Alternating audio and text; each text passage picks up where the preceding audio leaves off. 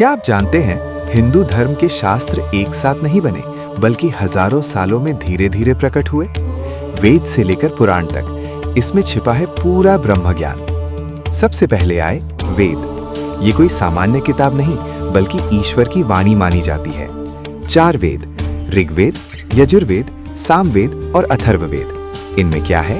मंत्र, यज्ञ और देवताओं की स्तुति, यानी धर्म को जानने की नींव यहीं से रखी गई।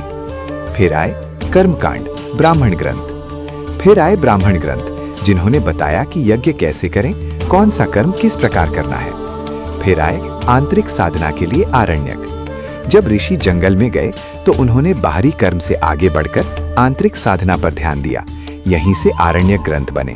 और फिर आया सबसे गहरा ज्ञान, उपनिषद, ज्ञान का शिखर। यहाँ सवाल उठे, मैं कौन हूँ, आत्मा क्या है, ब्रह्म क्या है, और यहीं से शुरू हुआ सच्चा आत्मज्ञान।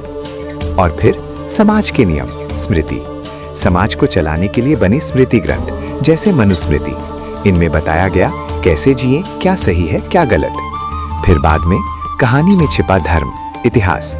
फिर धर्म को आसान बनाने के लिए कहानी का रूप दिया गया। रामायण और महाभारत जीवन को धर्म और कर्म की बात सिखाई।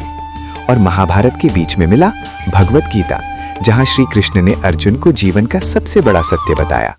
भक्ति और रहस्य। अंत में आए पुराण, जैसे श्रीमद् भागवत पुराण। इनमें भगवान की लीलाएं, सृष्टि का रहस्य और भक्ति का मार्ग बताया गया। और कई संतों ने अपनी अपनी शैली में और विस्तृत किया। तो ये है हिंदू धर्म का पूरे धार्मिक गंगा, जो आज भी बह रही है। लेकिन असली सवाल ये है, क्या हम सिर्फ पढ़ रहे हैं या इस ज्ञान को जी भी रहे हैं?